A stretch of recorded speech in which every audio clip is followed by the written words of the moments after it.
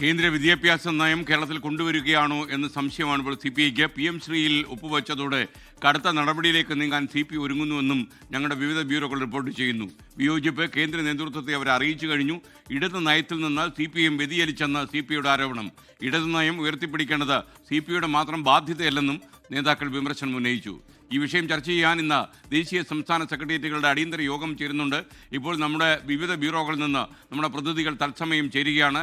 ദേശീയ സെക്രട്ടേറിയറ്റ് എന്ന CPയുടെ ഡൽഹിയിൽ ചേരും. അതിനെക്കുറിച്ച് പറയാൻ ബൽറാം നെടുങ്ങാടി, അതുപോലെ സംസ്ഥാന സെക്രട്ടറിയുടെ വാർത്തകളുമായി തിരുവനന്തപുരത്ത് നിന്ന് R. ശ്രീജിത്ത്, സെൻട്രൽ ന്യൂസ് ഡെസ്കിൽ നിന്ന് ഈ PM ശ്രീ ഒപ്പുവയ്ക്കുന്നതോടെ പ്രാഥമിക ധാരണാപത്രത്തിൽ ഒപ്പിട്ടതോടെ നമ്മൾ എങ്ങോട്ട് നീങ്ങുന്നുവെന്ന് നിരീക്ഷിക്കാൻ B. ദിലീപ് കുമാർ കൂടി തത്സമയം ചേരും. ആദ്യം ഡൽഹിയിലേക്ക് ബൽറാം നെടുങ്ങാടി തത്സമയം ചേരുന്നു. Balram, good morning.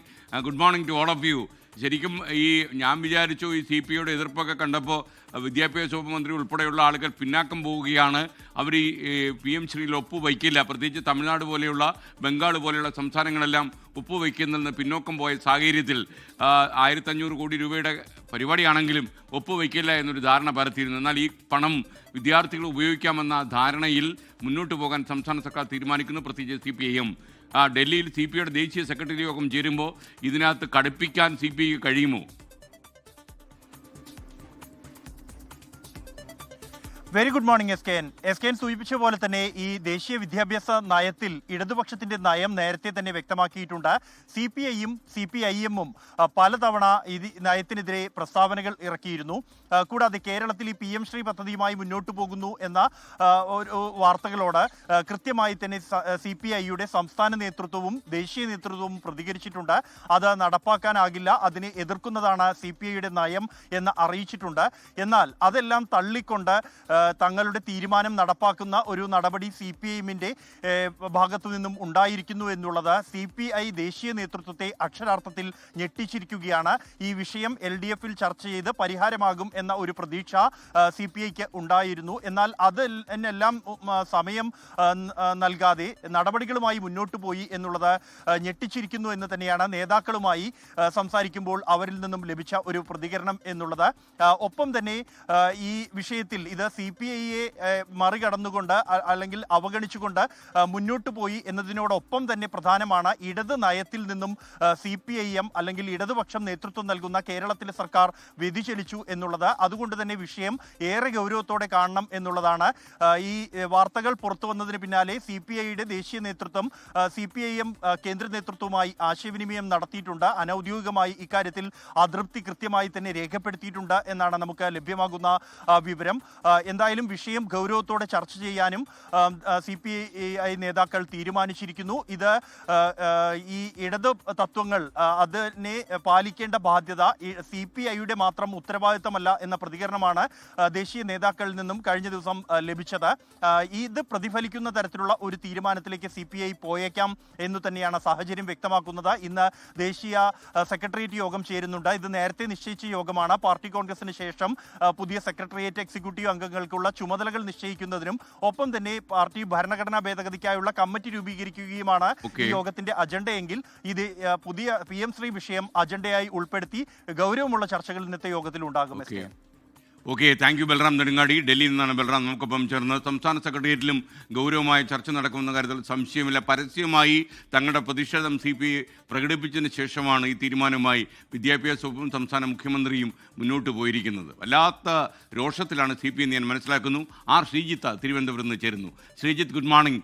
CPIയുടെ എതിർപ്പൊന്നും കാര്യമായി അവരെടുത്തിട്ടില്ല എന്ന് വേണം മനസ്സിലാക്കാൻ. അതല്ലെങ്കിൽ ഇവരുടെ എതിർപ്പ് വരുന്നതിന് മുമ്പേ കേന്ദ്ര സർക്കാരിനോട് ഒരു ധാരണയായി കഴിഞ്ഞു എന്ന് വേണം കരുതാൻ.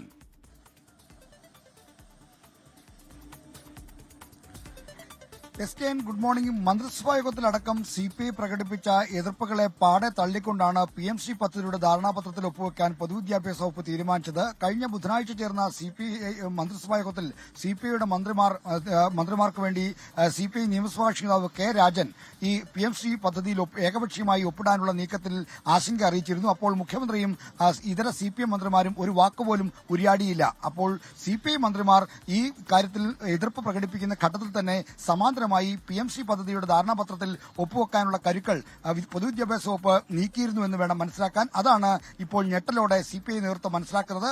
മാത്രമല്ല CPIയുടെ നേതൃയോഗങ്ങൾ ചേർന്ന് ഈ PMC പദ്ധതിയിലുള്ള നിലപാടിൽ വിട്ടുവീഴ്ച ചെയ്യേണ്ടെന്ന് തീരുമാനിച്ച് പിരിഞ്ഞ് മണിക്കൂറുകൾക്കകമാണ് ഈ ധാരണാപത്രത്തിൽ ഒപ്പുവെച്ച തീരുമാനം വരുന്നത്. എന്തായാലും മുന്നണി മര്യാദയുടെ നഗ്നമായ ലംഘനമാണ് എന്ന പ്രതികരണമാണ് സംസ്ഥാന സെക്രട്ടറി ബിനോയ് വിശ്വം ഇന്നലെ നടത്തിയത്. മറ്റു നേതാക്കളും സമാനമായ വികാരം പങ്കുവെക്കുന്നു.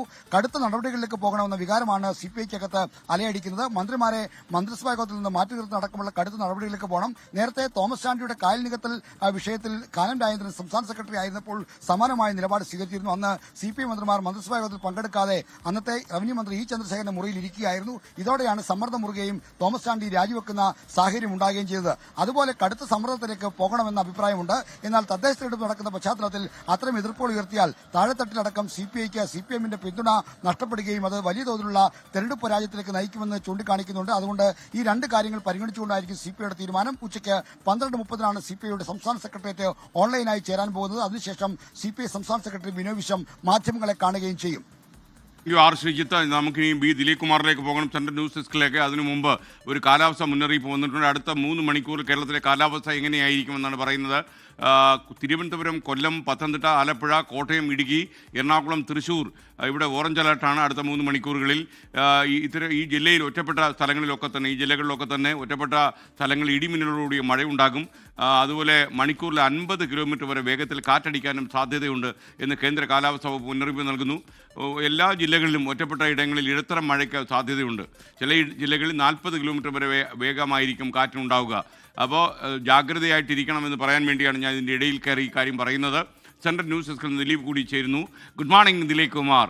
യഥാർത്ഥത്തിൽ CPIക്ക് കരണത്തേറ്റ ഒരു അടി പോലെയാണ് അവർക്കിത് ഫീൽ ചെയ്യുന്നത്. കാരണം എതിർപ്പൊക്കെ അവർ പരസ്യമാക്കിയതിനു ശേഷവും CPM ഇതുമായിട്ട് മുന്നോട്ട് പോയിക്കളയും എന്നവർ പ്രതീക്ഷിച്ചില്ല എന്ന് തോന്നുന്നു. രാഷ്ട്രീയത്തിൽ സാധ്യതകളെല്ലാം പരിശോധിക്കേണ്ടിയിരുന്നു CPI. പറയും. SKN good morning. CPI എന്തു നിലപാട് സ്വീകരിക്കും എന്നതാണ് കേരളം ഉറ്റുനോക്കുന്നത്. ഇന്ന് CPIയുടെ ഓൺലൈൻ സെക്രട്ടേറിയറ്റ് യോഗത്തിന് ശേഷം ബിനോയ് വിശ്വം മാധ്യമപ്രവർത്തകരെ കാണുമ്പോൾ എന്തായിരിക്കും പറയുക, CPI എന്തു നിലപാടായിരിക്കും സ്വീകരിക്കുക എന്നത് ഈ വരും മണിക്കൂറുകളിലും ഏറ്റവും പ്രസക്തമായി ഉയരുന്ന ചോദ്യമായിരിക്കും. അതിന് ഉച്ചയ്ക്ക് 12:30 ശേഷം CPIയുടെ ഓൺലൈൻ സെക്രട്ടേറിയറ്റ് യോഗത്തിനു ശേഷം ഈ കാര്യത്തിൽ ഒരു ഉത്തരമുണ്ടാകുമോ എന്നത് കേരളം കാത്തിരിക്കുകയാണ്. നേരത്തെ തന്നെ CPI സ്വീകരിച്ചിട്ടുള്ള പല നിലപാടുകളും പല ഘട്ടങ്ങളിലും സർക്കാരിന് തലവേദനയുണ്ടായിട്ടുണ്ട്. അത് CPIM സ്വീകരിച്ചിട്ടുള്ള നിലപാടിൽ നിന്ന് വ്യതിചലിക്കുമ്പോൾ, മുന്നണിയുടെ കൂട്ടുത്തരവാദിത്വത്തിൽ നിന്ന് വ്യതിചലിക്കുമ്പോഴൊക്കെ CPI ഒരു തിരുത്തൽ ശക്തി എന്ന നിലയിൽ അപ്പോഴൊക്കെ ഇത് തെറ്റുകൾ ചൂണ്ടിക്കാട്ടുമായിരുന്നു. PM ശ്രീ പദ്ധതിയുമായി ബന്ധപ്പെട്ടും CPIM നേരത്തെ എതിർപ്പ് ഉന്നയിച്ചിരുന്നതാണ്. എതിർപ്പക്കാര്യം CPIMന്റെ ദേശീയ നേതൃത്വം തന്നെ ഇക്കാര്യത്തിലുള്ള എതിർപ്പ് വ്യക്തമാക്കിയിരുന്നു. വിദ്യാഭ്യാസ മന്ത്രി വി ശിവൻകുട്ടി തന്നെ ഇതുമായി ബന്ധപ്പെട്ടുകൊണ്ട് നിയമ പോരാട്ടം നടത്തും എന്ന കാര്യവുമൊക്കെ പറഞ്ഞിരുന്നതാണ്. മാത്രമല്ല, ഈ ദേശീയ വിദ്യാഭ്യാസ നയം നടപ്പാക്കേണ്ടി വരിക, ദേശീയ വിദ്യാഭ്യാസ നയം RSS വൽക്കരണത്തിനും കാവ്യവൽക്കരണത്തിനും ഉതകുന്നതാണ് എന്ന വിമർശനമാണ് CPIM നേരത്തെ ഉന്നയിച്ചിരുന്നത്. സ്വാതന്ത്ര്യ സമര സേനാനികൾ, ഗാന്ധിജി, നെഹ്റു തുടങ്ങിയവരൊക്കെ വിസ്മരിക്കപ്പെടുകയും സവർക്കറെ പോലുള്ളവർ ഈ സ്വാതന്ത്ര്യ സമരത്തിന്റെ മുന്നണി പോരാളികളായി വാഴ്ത്തപ്പെടുകയും ചെയ്യുമെന്നൊക്കെ CPIM നേതാക്കൾ പലയിടങ്ങളിലും പ്രസംഗിച്ചതാണ്. അതൊക്കെ വിഴുങ്ങിക്കൊണ്ടാണ് ഈ PM ശ്രീ പദ്ധതിയിൽ ഒപ്പിടുന്നതിന് കേരള സർക്കാർ തീരുമാനിച്ചത്. പ്രത്യേകിച്ച് CPIMന്റെ രാഷ്ട്രീയപരമായ തീരുമാനം കൂടി ഇക്കാര്യത്തിൽ ഉണ്ടായിരുന്നു എന്ന് വേണം കരുതേണ്ടത്. ഇതിനെ തുടക്കം മുതൽ ശക്തമായി എതിർക്കുന്ന CPI മന്ത്രിസഭാ യോഗത്തിലും ഈ എതിർപ്പ് അറിയിച്ചിരുന്നതാണ്. പക്ഷേ ആ എതിർപ്പുകളൊന്നും മുഖവിലയ്ക്ക് പോലും CPIM എടുത്തില്ല. കെ രാജൻ മന്ത്രിസഭാ യോഗത്തിൽ ഈ എതിർപ്പ് ഉന്നയിച്ചപ്പോൾ അതേക്കുറിച്ച് എന്തെങ്കിലും തരത്തിലൊരു പ്രതികരണത്തിന് പോലും മുഖ്യമന്ത്രി പിണറായി വിജയൻ തയ്യാറായിരുന്നില്ല. ഇങ്ങനെ ഒരു ഘട്ടത്തിൽ CPI എന്തു നിലപാട് സ്വീകരിക്കും? നേരത്തെ പല ഘട്ടങ്ങളിലും CPI വലിയ എതിർപ്പുമായി വന്നിരുന്നു. നേരത്തെ ആർ ശ്രീജിത്ത് ചൂണ്ടിക്കാട്ടിയതുപോലെ തോമസ് ചാണ്ടിയുടെ രാജിയിലേക്ക് നയിച്ച സംഭവത്തിന് CPI അന്ന് CPIയുടെ എതിർപ്പ് ഒരു പ്രധാനപ്പെട്ട ഘടകമായിരുന്നു. 2010 രാജ്യസഭാ തെരഞ്ഞെടുപ്പുമായി ബന്ധപ്പെട്ട് അന്ന് വെളിയം ഭാർഗവൻ, സംസ്ഥാന സെക്രട്ടറി വെളിയം ഭാർഗവൻ സ്വീകരിച്ചിരുന്ന നിലപാട് CPIM നേതൃത്വത്തിന് വലിയ തലവേദനയുണ്ടാക്കിയതാണ്. അങ്ങനെ വിട്ടുവീഴ്ചയില്ലാത്ത നിലപാടുകൾ പലപ്പോഴും CPI സ്വീകരിച്ചിട്ടുണ്ട്. ആ നിലപാടിന്റെ ആവർത്തനം ഇന്നിപ്പോൾ CPI ഓൺലൈൻ സെക്രട്ടേറിയറ്റ് യോഗത്തിന് ശേഷം ഉണ്ടാകുമോ, അതോ CPIMന്റെ ഈ CPIMന്റെ ഈ ഒരു പ്രഹരം ഏറ്റുകൊണ്ട് ഒതുങ്ങിക്കൂടുന്നതിന് CPI നേതൃത്വം തയ്യാറാകുമോ എന്നതാണ് ഇനി അറിയേണ്ടത്. Okay, thank you. B Dileep കുമാറാണ് വിവരങ്ങൾ നൽകിയത്. ലോകത്തെവിടെയായാലും ഏത് സമയത്തും 24 വാർത്തകളും ഓഗ്മെന്റഡ് റിയാലിറ്റി പാക്കേജുകളും എക്സ്പ്ലെയിനറുകളും വിശദമായി കാണാൻ ഞങ്ങളുടെ യൂട്യൂബ് ചാനൽ നിങ്ങൾക്ക് സബ്സ്ക്രൈബ് ചെയ്യാം.